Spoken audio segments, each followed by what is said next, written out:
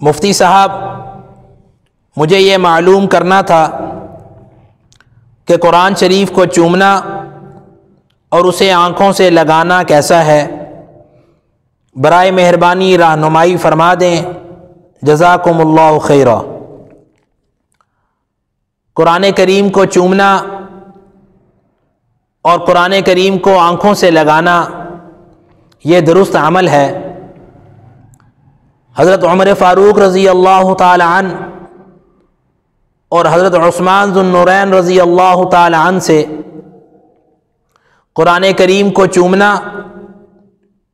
اور قرآن کریم کو آنکھوں سے لگانا یہ ثابت ہے، لہذا قرآن کریم کو چومنا اور اسے آنکھوں سے لگانا یہ جائز عمل ہونے کے ساتھ ساتھ صحابہ اکرام رضوان اللہ تعالی علیہم اجمعین کا مبارک عمل بھی ہے۔